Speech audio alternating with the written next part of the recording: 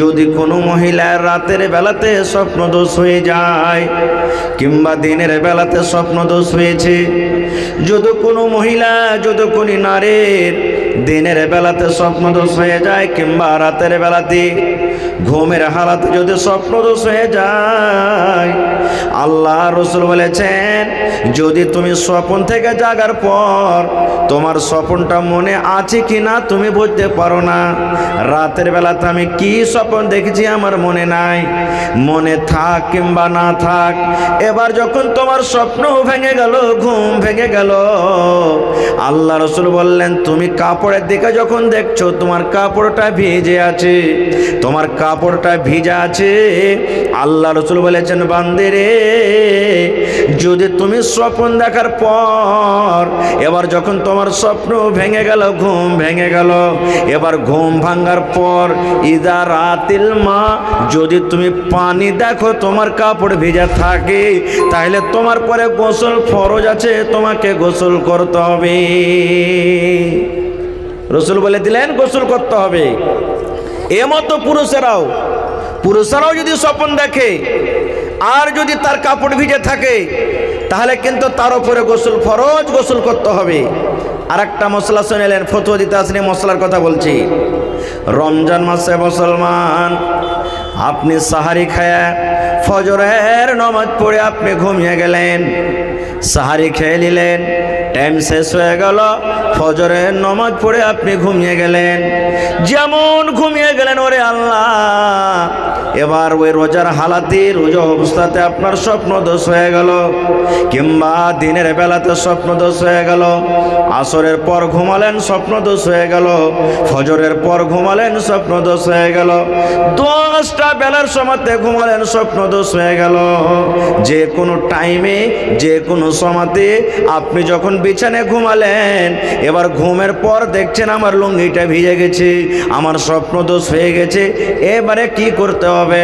কত জায়গা থেকে ফোন আসে, মাওলানা রোজার হালাতে আমার স্বপ্ন দেখে গেছে, মাওলানা কি করব? রোজার অবস্থাতে আমার এরকম ভাবে কাজ হয়ে গেছে, মাওলানা কি করব? এরকম হয় কি হয় না? স্বপ্ন দোষ হয় কি হয় না? এবার কি করবেন? রোজা ভাঙতে হবে না মুসলমান, রোজা আপনাকে রাখতে হবে, রোজা ভাঙতে হবে না।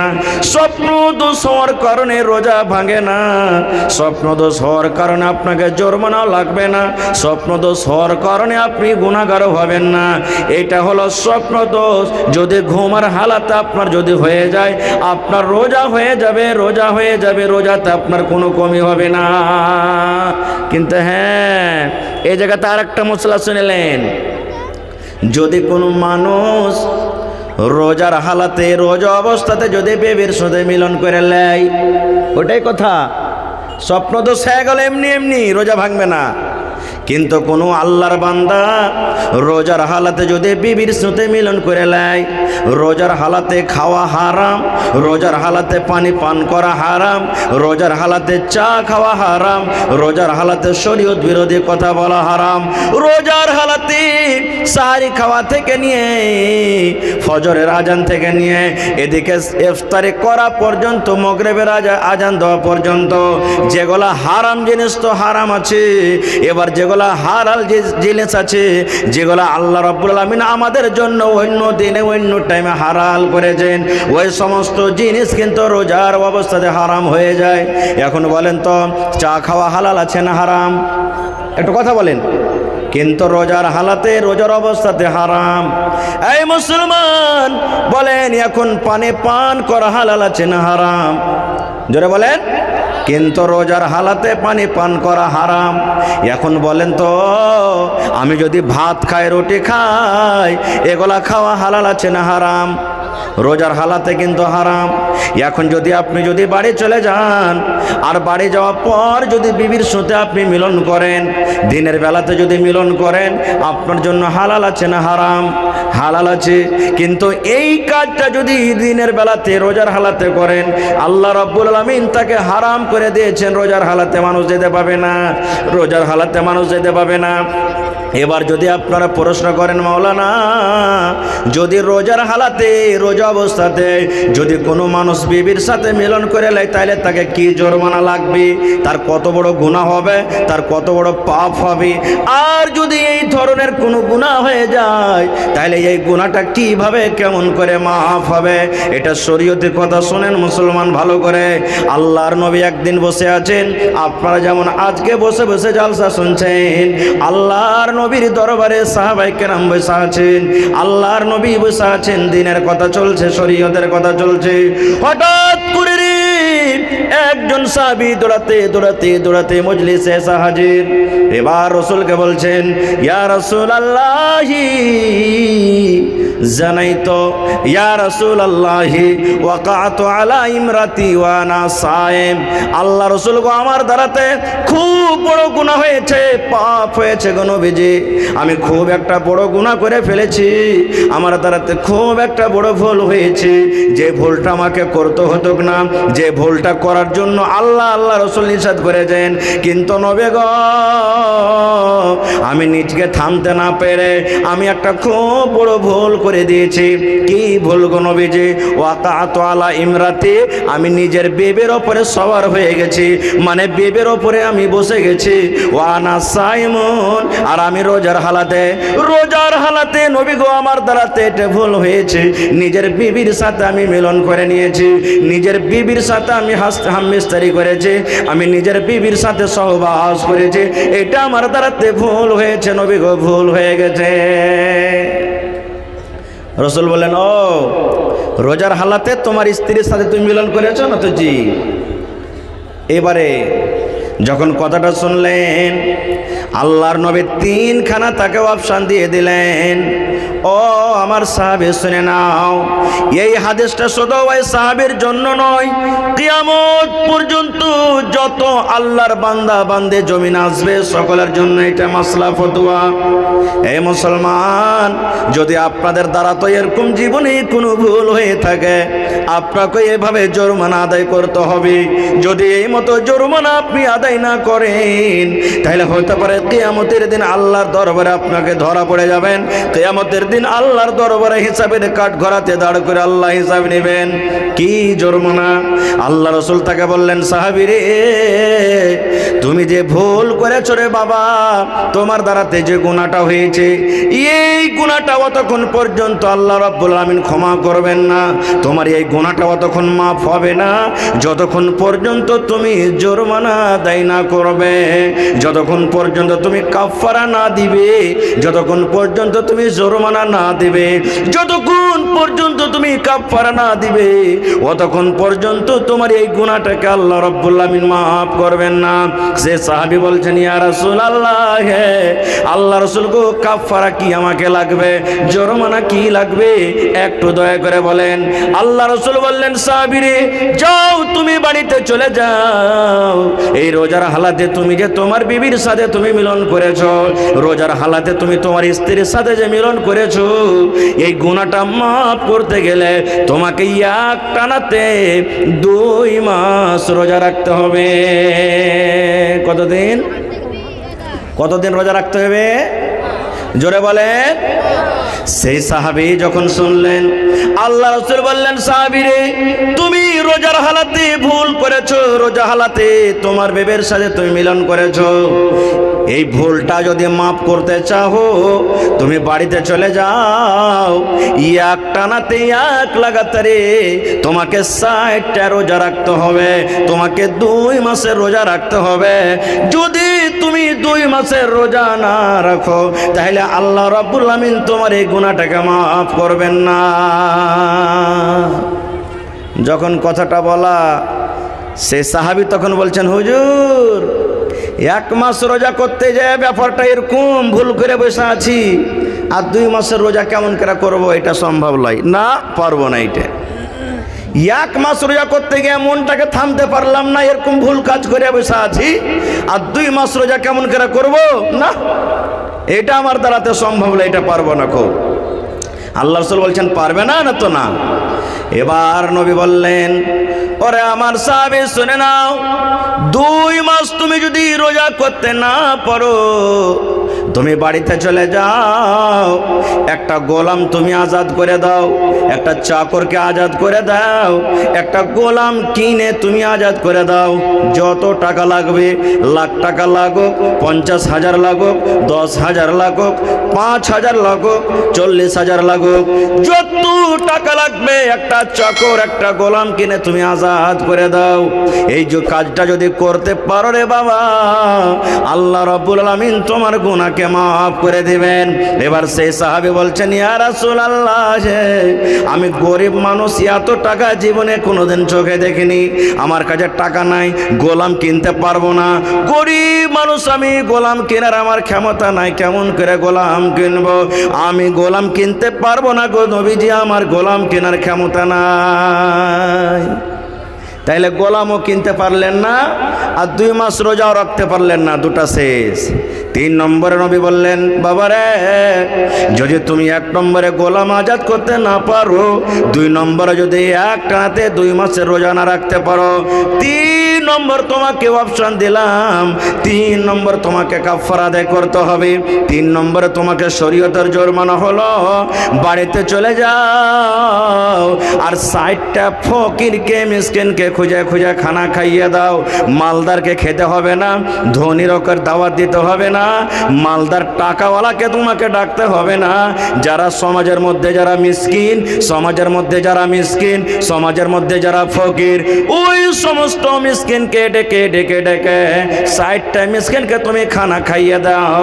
60টা মিসকিনকে যদি খানা খাওয়াইতে পারো, আল্লাহ রাব্বুল আমিন তোমার এই গুনাহকে মাফ করে দিবেন। তখন সেই সাহাবী বলছেন, হুজুর, কদিন থেকে নিজেই খাইতে পাইনি তো কাকে খাওয়াবো?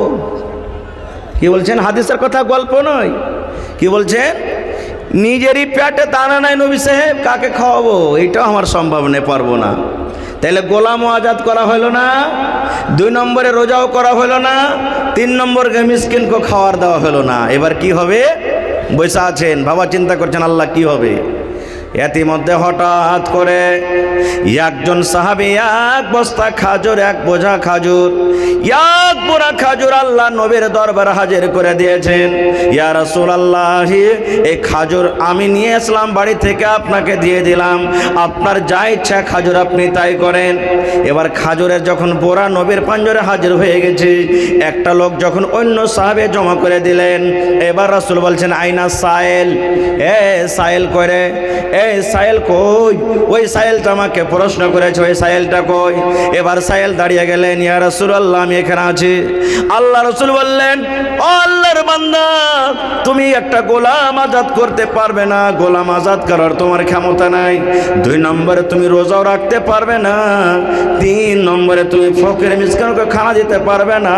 তাহলে বাবারে, এই 1 বস্তা খাজুর তোমাকে আমি দিলাম, এই 1 বস্তা খাজুর তুমি নিয়ে চলে যাও, আর ফকিরকে খুঁজে খুঁজে 60টা ফকিরকে মিসকিনকে তুমি খানাটা দিয়ে দাও। 60টা ফকির মিসকিনের মধ্যে খাজুরটা তুমি বেটে দাও। যাও, এই যে 1 পোরা খাজুর আছে, অমুক সাহাবী এনেছে, তুমি এই খাজুর কটা নিয়ে যাও, আর নিয়ে যেয়ে তুমি 60টা ফকির মিসকিনকে তুমি বেটে দিবে, যাও। যখন এই কথাটা বলেছেন, তখন সেই সাহাবী কি বলছেন জানেন?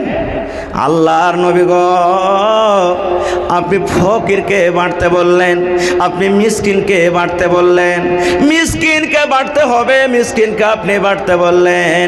আল্লাহর নবী গো, আমি আল্লাহর কসম করে বলি, আমার মনে হয় এই গোটা মদিনার যদি গ্রামে গ্রামে বাড়িতে বাড়িতে খোঁজ লওয়া হয়, তাহলে আমার থেকে মনে হয় মদিনাতে আর কোনো গরিব নাই। সব থেকে আমি বড় গরিব, সব থেকে আমি বড় মিসকিন ফকির, আমার থেকে বড় আর গরিব কেউ নাই। তাহলে এবার বলেন, আপনি তো গরিবকে বাঁটতে বললেন, আর আমার থেকে গরিব বেশি কেউ নাই, তো আমি কাকে বাঁটবো নবী? এবার আপনি ফয়সালা করেন, কাকে বাঁটবো আমি? যখন কথাটা আল্লাহ রাসূল মুচকি মেরে একটু হাসলেন, ওর কথাটা শুনে মুচকি মেরে হাসলেন। হাসার পর বললেন, যাও যাও যাও যাও যাও, তোমার ছেলে মেয়ে তুমি খাবে, যাও যাও যাও যাও, তুমি যাও, তোমার ছেলে মেয়ে খাবে। তাইলে ভাই, এখানে আজকে একটা হাদিস শিখলেন, রমজানে রোজার হালাতে যদি স্বপ্নদোষ হয়ে যায়, এমনি স্বপ্নদোষ হয়ে গেল, তাহলে আপনার রোজাটাকে ভাঙতে হবে না, রোজা আপনি রেখে নেবেন, রোজা হয়ে যাবে। ওই হালাতি যদি মানুষ নিজে নিজে যদি এরকমভাবে কোনো কাজ করে বা নিজের মনে যদি রোজার হালাতে বিবির সাথে মিলন করে লাই, তাহলে কিন্তু ওই জায়গাতে গুনাহ হয়ে গেল। আর সেই গুনাহ মাফ করতে হবে। রোজা তো করতে হবে পরে, এবার এই গুনাহটা মাফ করতে গেলে 3খানা জরিমানা। 1 নম্বর গোলাম আজাদ করো, গোলাম তো এখন এই জামানাতে পাওয়া যায় না, ওইটাকে বাদ দিয়ে দেন। 2 নম্বরে রোজা 2 মাস রোজা করতে হবে, তাহলে গুনাহটা মাফ হবে। আর যদি এটাও না পারেন তো 60টা মিসকিনকে আপনাকে খানা খাওয়াইতে হবে, তাহলে আল্লাহ আপনার গুনাহকে মাফ করবেন। একটা শিখে নিলেন, আর একটু আগে চলেন। আল্লাহ রাসূল বলেছেন, যখন তুমি বাড়িতে ওযু করবে, ভাত রান্না করবে, ভাত তুলে মুখে দিবে, রুটি যখন খাবে, ভাজা যখন খাবে, আল্লাহ রাসূল বলেছেন বিসমিল্লাহ বলে তুমি খাবে। কি পড়বে? জোরে বলেন, আরো জোরে বলেন। বিসমিল্লাহ বলতে হবে। ওযু করতে বসলেন বিসমিল্লাহ পড়তে হবে। মায়েরা খালারা বাড়িতে বাচ্চাকে দুধ পান করাবে, বাচ্চা তো কথা বলতে পারবে না, আমার মায়েরা খালারা বিসমিল্লাহ বলে বাচ্চাকে দুধ পান করাবে। মায়েরা ভাত রান্নে বসবে, বাড়িতে বিসমিল্লাহ বলবে, রুটি বানাইতে বসবে বিসমিল্লাহ বলবে। মায়েরা খালারা বাড়িতে তরকারি কাটতে বসবে বিসমিল্লাহ বলবে। আল্লাহ রাসূল বলেছেন, উম্মত রে, নর হোক কিংবা নারী হোক, যখন বাড়িতে ওযু করতে বসবে নামাজের জন্য, তখন বিসমিল্লাহ বলতে হবে। আর যখন লেখাপড়া করতে বসবে, তখন গোটা বিসমিল্লাহির রহমানির রহিম পড়িতে হবে। দুনিয়ার সব কাজে বিসমিল্লাহ, আর লেখাপড়া করতে বসবেন তখন কিন্তু শুধু বিসমিল্লাহির রহমানির রহিম পড়িতে হবে। কত ভাইকে দেখবেন ওযু করতে বসবে একবার খুব হাইন ঠেকেরা কইবে বিসমিল্লাহির রহমানির রহিম। জি না, শুধু বিসমিল্লাহ পড়বেন। লেখা পড়তে করতে গিয়ে বিসমিল্লাহির রহমানির পড়তেন। এর প্রমাণ একটা হাদিস কোরআন থেকে আপনারাকে বলি। সুলাইমান নবীর নাম শুনেছেন আপনারা? নাম শুনেছেন? জোরে বলেন না, নাম শুনেছেন? জি।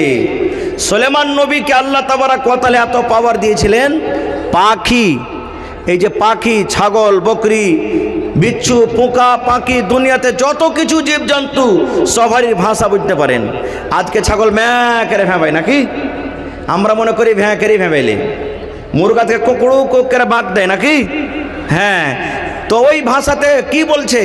ভোরবেলাতে দেখবেন সড়ককে কুচুর মুচুর করে কথা বলে না? আমরা হয়তো বলছি যে এটার ভাষা, কিন্তু সুলাইমান নবী জানতে পারতেন কি বলছে। লম্বা ঘটনা, ছোট্ট করে বলছে, 1-2 মিনিটে বলছি, পারছি, আমার হাতে চলে এসছে ভাই। তো সুলাইমান নবী লাই লস্করকে নিয়ে চলে যাচ্ছেন, একদিন দোয়া করবেন, কাহাত সালি পড়ে গেছে, দোয়া করবেন আল্লাহর কাছে যে আল্লাহ তুমি মেঘ দাও, পানি দাও, চলে যাচ্ছেন। কোরআনে একটা সূরা আছে সূরাতুন নামাল, কোরআনে একটা সূরা আছে সূরাতুন, জোরে বলেন সূরাতুন নামাল। নামালাতুন মানে চিউটি, পিপিলিকা, পিঁপড়া যাকে আমরা বলি। ওই কথা, ওই কোরআনে পিঁপড়ার একটা ঘটনা আছে, কথা আছে, এই জন্য আল্লাহ সূরাটার নাম সূরাতুন নামাল থেকেছেন। তো সুলাইমান নবী লাইলাস করলে চলিচ্ছেন একদিন, যেটা আছেন। এবার ধরেন 1000 লাখের হিসাবে জামাত দিচ্ছে। আচ্ছা বলেন, আমরা যখন রাস্তাতে হাঁটছি, জালসা শুনতে এসেছি, জালসা শুনতে যাচ্ছি, মসজিদে যাচ্ছি, বাড়ি যাচ্ছি, বাজার যাচ্ছি, তো আমরা কোক পাখালি, জীব জন্তু, ছাগল, বকরি, মানুষজন বাঁচিয়ে চলি, কিন্তু কোনোদিন পিঁপড়ে বাঁচিয়ে চলেছি? এই গাড়িখানটা ভালো করে সিটে মারবে না পিঁপড়েটা ডলে যাবে, এরকম বলেছি? হ্যাঁ না বলেন, বলেছি? কোনোদিন বলিনি আমরা। তো সুলাইমান নবী চলিচ্ছেন, আর এক পিপিলিকা, পিঁপড়ার কাছে সর্দার, মালিক, মুখিয়া, নেতা যে আছে, ও অন্য পিঁপড়াকে বলছেন, রে পিঁপড়ার দল, তাড়াতাড়ি করে তোর সান্ধ্যা, খালের ভিতরে সান্ধ্যা, না হলে সুলাইমান নবী ওর লস্কর যে আসছে না, বেখেয়ালিতে থাকবে আর তোরাকে কুচিলে চলে যাবে। পিঁপড়ার কথাটা সত্য না মিথ্যা? জোরে বলেন, পিঁপড়ার কথাটা সত্য না মিথ্যা? কোরআনের কথা বলছে, কোনো মিথ্যা নয়। পিঁপড়াটা কি বলছে নিজের কমকে, পিঁপড়ার জামাত, পিঁপড়ার দল, তাড়াতাড়ি করে নিজের খালে তোরা ঢুক, না তো সুলাইমান নবী ওর কম আসছেন, একবারে বেখেয়ালি থাকবে, কুচিলে চলে যাবে, তোমরাকে কিচ্ছু খুঁজে পাওয়া যাবে না। সুলাইমান নবী মুচকি মেরে এসে বলছেন, এই দাঁড়াও, আর আগে বেড়বে না, খবরদার কেউ আগে বেড়বে না, ওখানে দাঁড়িয়ে গেলেন। কারণ ওই পিপিলিকার কথা বুঝে নিলেন সুলাইমান নবী বুঝে নিলেন যে আমাকে দেখে কত ভয় পেয়েছে তারা, আমার কমকে দেখে, আমার সৈনিককে দেখে, যে নিজের কমকে বলছে তোরা খালে ঢুক না তো ডুবে যাবি। শেষ কথা আমি ওদিকে যাবো না খো। এবারে সুলেমান নবী হাজিরি নিতে শুরু করলেন। আজকে মাদ্রাসাতে স্কুলে যখন ছেলেমেয়েরা পড়ালেখা করে, মাস্টার মৌলানারা মৌলভী সাহেবেরা হাজিরি লেখিলেন না বাচ্চারকে। আপনি দিল্লি পাঞ্জাব খাটতে গেলেন, যে স্যাট থাকে, সভারের মালিক থাকে, দফাদার না কি বলে ওকে, হ্যাঁ দফাদার হাজিরি লেখিলেন যে আমার 15টা সাথে লোক এসেছে, কয়টা আছে কয়টা নাই। তো সুলেমান নবী হাজিরি নিতে লাগলেন। হাজিরি নিতে নিতে নিতে একটা পাখি কিন্তু গায়েব আছে, পাখিটার কিন্তু কোনো খবর নাই, পাখিকে দেখতে পাওয়া যায় না। আচ্ছা, সূরাতুন নামাল যদি কেউ পড়ে থাকেন, আপনারা সামনে থেকে বলছি, বলেন তো সেই পাখিটাতে আল্লাহ কোরআনে কি নাম দিয়েছে? জোরে বলেন। হায় আল্লাহ, এখানে যদি আমি বলি যে অমুক ভোজপুরি ফিল্মে কয়টা আছে জি গান, একবারে মাথাতে হাত দিয়ে পট করে বলে যাবে কলকটের মতন করে। দেখবেন সূরাতুন নামালে আল্লাহ বলছেন ওই পাখিটার নাম হলো হুদহুদ পাখি। পাখিটার নাম কি? জোরে বলেন, শিখেলেন পাখিটার নাম কি? হ্যাঁ, যারা বুড়া বুজুর্গ আপনারা শিখেলেন, এটাকে সওয়াল হলো। কোনো বেটা ছেলেকে দেখতে যাবে না, এই পড়ালেখা করেছি, কোরআন পড়েছ না তো? হ্যাঁ, কোরআনের ভিতরে কোন একটা পাখির নাম আছে বলো তো সূরাতুন নামালে? হ্যাঁ, হুদহুদ পাখির নাম। হুদহুদ পাখিকে কিন্তু দেখতে পাওয়া যায় না। যখন পাখি নজর আসে না, এবার সুলেমান নবী বলছেন, কই হুদহুদ পাখি, পাখি তুই কোথায় গেলি রে? পাখি তুই কোথায় গেলি, আমাকে তুই বলে গেলি না। হুদহুদ পাখি কই, কোথায় চলে গেল? এবার সুলেমান নবী কসম খেয়ে বলছেন, এরা হুদহুদ পাখি তুই শুনেলে, যদি তুই ভালো খবর আমার কাছে আনতে পারলে তোকে রেহাই করব। যদি ভালো মতন সত্য খবর যদি আমার কাছে আনতে পারিস তোকে ছেড়ে দেব। আর যদি তুই ভালো খবর আমার কাছে আনতে না পারিস তাহলে তুই আমাকে ফাঁকি দিলি, আর ফাঁকি দেওয়ার সাজা তোকে আমি খুব কঠোর সাজা দেব, আর না তো তোকে দুনিয়া থেকে আমি বিদায় করে দেব, তোকে কাতাল করে দেব। বলছে পাখি তুই কোন জায়গাতে আছিস শুন, ভালো মতন যদি খবর আনতে পারিস তো ঠিক আছে, আর যদি ভালো খবর আনতে না পারিস, বাহানা দিস, আমাকে ফাঁকে দিস, তাহলে তোকে আমি কঠোর সাজা দেব, আর না হলে তোকে জবাই করে দেব। একবারে সুলেমান নবী বলে দিলেন। এই করতে করতে হুদহুদ পাখি এসে হাজির হয়ে গেল, মজলিসে হাজির হয়ে গেল। যখন হাজির হয়ে যাওয়া, এবার সুলেমান নবী বলছেন, হুদহুদ তুই কোথায় গেছিলি বল, আমাকে না জানিয়ে তুই কোথায় গেছিলি বল, বল হুদহুদ তুই কোথায় গেছিলি, বল রে হুদহুদ কোথায় গেছিলি, কোন কারণে কোন জায়গাতে গেছিলি। এবার হুদহুদ পাখি নিজের ভাষাতে সুলেমান নবীকে বলতে লাগলেন। এবার বলেন সে পাখির ভাষা সুলেমান নবী বুঝতে পারবেন না পারবেন না? জোরে বলেন, পারবেন না পারবেন না? কেন পারবেন? আল্লাহ পাখির ভাষা শোনার বোঝার জন্য সুলেমান নবীকে আল্লাহ মুজিজা দিয়েছিলেন। এইবারে পাখি বলতে লাগলো, সুলেমান নবী আমি আপনার রাজ্য, আপনার দেশ থেকে অনেক দূরে একটা দেশ আছে মুলকে সাবা, সাবা দেশে আমি চলে গেলাম। ওরে আল্লাহ, ওই সাবা দেশের মালিক, সাবা রাজ্যর মালিক, ওইখানকার যে সর্দার, ওইখানকার যে মুখিয়া কিংবা ওইখানকার যে রাজা, ওখানকার রাজা ওইটা পুরুষ নয়, সেটা হলো একজন মহিলা। তার নাম বিভিন্ন নাম দিয়েছে, তার মধ্যে একটা নাম দিয়েছে ওই রাজ্যের মালিক হলো কে? বিলকিস, তার নাম বিলকিস। বিলকিস মুলকে সাবার মালিক। আজকে যেমন আমাদের বিহারের মালিক হলো কে? শ্রী নীতিশ কুমার নাকি? তো বলছি ওই দেশের রাজা হলেন কে? মহিলা একটা বিলকিস। কিন্তু বাদশা শোনেন, সুলেমান নবী আর একটা শোনেন, মহিলা তো ওই দেশের রাজা, ওই দেশের বাদশা, কিন্তু সাথে সাথে আল্লাহর পূজা করে না, আল্লাহকে মানে না।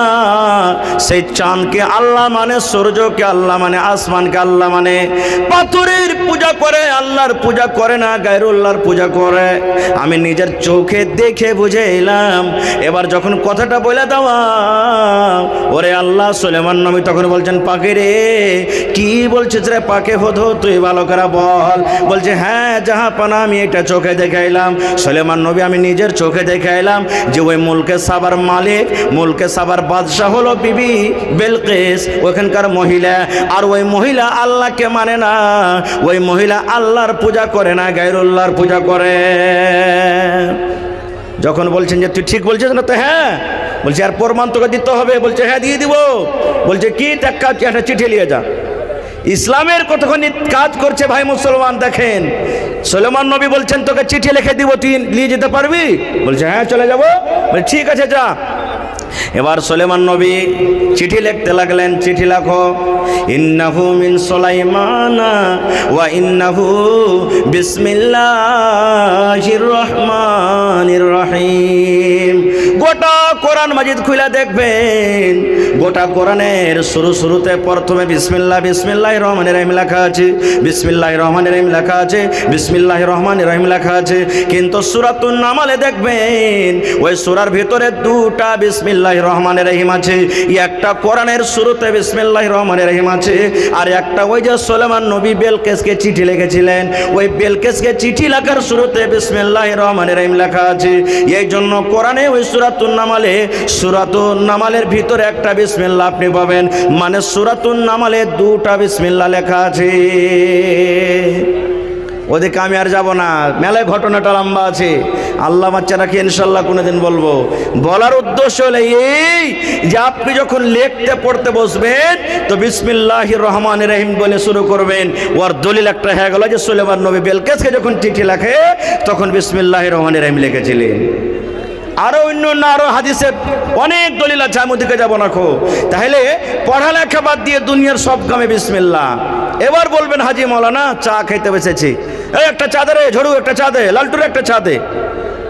চা আপনি দিয়েছে, বাস বিসমিল্লাহ বলেন খেতে শুরু করে দিয়েছেন, আধখানি শেষ।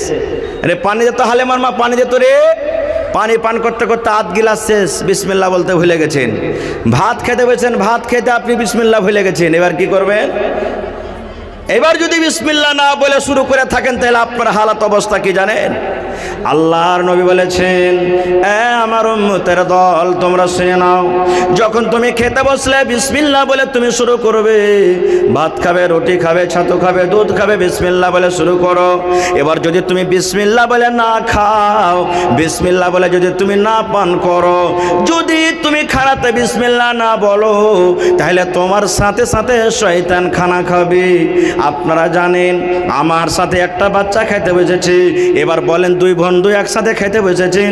এবার খেতে খেতে একটা বন্ধু খেতে খেতে হঠাৎ করে থালাতে খাওয়া গলা উল্টি করে দিলে, বলেন আপনার মনটা খারাপ হবে না? হবে না? হবে না? হবে না? আপনি খেতে বসেছেন, আপনারই বাচ্চা, আপনারই জন্ম দেওয়া বাচ্চা, 5 বছর 7 বছর 10 বছরকার বাচ্চা, এখানে আপনি খেতে বসেছেন, 2 হাত দূরে পায়খানা করে দিলে মন খারাপ হবে না? হবে না? বলেন হবে না? হবে না? এই মুসলমান যদি এরকম ভাবে দুনিয়াতে মন খারাপ হয়, তাহলে নবীর হাদিস একটু শুনেলেন। আল্লাহ রাসূল বলেছেন, উম্মতরে যদি তুমি বিসমিল্লাহ বলে খানা না শুরু করো, তোমার সাথে সাথে শয়তান খাবে। শুধু খাবে না রে, খাবে না, ওই শয়তান যা নিজে খাবে থালা থেকে, তোমার থালিতে আবার উল্টে বমি করবে, তোমার থালিতে উল্টি করবে, আর সাথে সাথে ওগুলা তুমি আবার ওই শয়তানের উল্টি করা গলা নিজের পেটের ভিতরে ভরবে, যেটা তুমি নিজের চোখে দেখতে পাও না। এবার যদি বলেন মাওলানা বিসমিল্লাহ বলতে ভুলে গেলাম, এবার অর্ধেক খাওয়া হয়ে গেল, 3 ভাগের 1 ভাগ খাওয়া হয়ে গেল, 4 ভাগের 1 ভাগ খাওয়া হয়ে গেল, কিংবা গোটা পানি পান করা হয়ে গেল মাত্র 1 ঢোক আছে, গোটা গিলাসের দুধ পান করা হয়ে গেল 1 ঢোক মাত্র আছে, কিংবা 1 লালা মাত্র 1 লোকমা ভাত আছে। এবার আমার বিসমিল্লাহ বলেনি, আমার মনে পড়ে গেল, এবার কি বলবো? আল্লাহ রাসূল বলেছেন, উম্মতরে তুমি যদি বিসমিল্লাহ বলে খেতে বসেছো আলহামদুলিল্লাহ, আর যদি তুমি বিসমিল্লাহ বলে খেতে বসনি, তুমি ভুলে গেছো, যদি খাওয়ার মধ্যখানে কিংবা শেষের দিকে তোমার যদি মনে চলে এলো আমি বিসমিল্লাহ বলতে ভুলে গেছি, রাসূল বলেছেন তুমি বিসমিল্লাহি আউয়ালুহু ওয়া আখিরুহু, তুমি এই দোয়াটা পড়ে নাও, বিসমিল্লাহি আউয়ালুহু ওয়া আখিরুহু। এই দোয়াটা যদি তুমি পড়ো তাহলে তোমার সাথে সাথে যেগুলা শয়তান খেয়েছে তোমার থালের বাইরে সে উল্টি করে তোমার থালি থেকে সে হটে যাবে। নারে তাকবীর! ভাই আমার, তাহলে আর একটা হাদিসের কথা বলে দিই, বাঁ হাতে খাওয়া কার কাজ? বাঁ হাতে খাওয়া কার কাজ? শয়তানের কাজ। কিন্তু কত ভাইকে দেখবেন চকে ইট ভাট্টি মুখে লিয়ে টানবে, ইট ভাট্টি বুঝেন তো? বুঝেন? বিড়ি সিগারেট, হ্যাঁ, মুখ দিয়ে টানবে, একবারে ধোঁ ধোঁ ধোঁ ধোঁ করে বাড়াইবে। এক তো বিড়ি সিগারেট খাওয়া জানতে পারছেন শরীয়ত বিরোধী কাজ, হারাম, ওপর থেকে বাঁ হাতে খাইবে, আরো হারাম। কত ভাইকে দেখবেন স্টাইল করে চা যে খাইবে ডাইন হাতে চা খাইবে না, বাঁ হাতে খাইছে চা। এগুলা শয়তানের কাজ ভাই। বলার আশা ছিল যে ইনশাল্লাহ বলবো, কিন্তু ভাই আমাকে একটু লাইনটা এখানে ক্রসিং করতে হবে। আল্লাহ বাচ্চা রাখি, ইনশাল্লাহ বেছে নিয়ে কোনোদিন আলোচনা করব। তবে ভাই আজকে অনেক কথা আপনারা শুনতে পাইলেন। আজকে এই মাদ্রাসাতে আপনার ছেলেরা আপনার মেয়েরা পড়িতে আসছে, তারা দিন শিখছে, দুনিয়া শিখছে। আজকে যদি মাদ্রাসাটা না থাকতো আপনারা জালসা শুনতে আসতেন? জালসা হয়তো মাদ্রাসাতে জীবনে হয়তো না খো। আর জালসা না হলে আপনারা এতটি কথা শুনতে পেতেন না, না আমি এতটি কথা আপনাদের সামনে বলতে পেতাম না, আমার ভাইয়েরা নানারা এসেছেন তারাও আপনার সামনে কোনো কথা বলতো। তো ভাই আমার, আজকে এই মাদ্রাসা চালাইতে গেলে এই মাদ্রাসার সরকার, মাদ্রাসার মালিক, মাদ্রাসার গার্জিয়ান হলেন আপনারা। এই মাদ্রাসাতে সরকারি কোনো মদত, সরকারি কোনো সহযোগিতা আসে না। তো ভাই আমি আপনাদের আর সময় নিব না, কমিটির লোককে বলবো মা খালাকে পিন্ডালে চাদর দিয়ে পাঠান তাড়াতাড়ি করে, মা খালাকে পিন্ডালে চাদর দিয়ে পাঠান তাড়াতাড়ি করে। এবং আজকে 1 টাকা দেবেন, 1 টাকা নিব এই মাদ্রাসার জন্য। দেখি কোনো আল্লাহর বান্দা আছেন একটা লোক 20,000 টাকা দিতে পারবেন?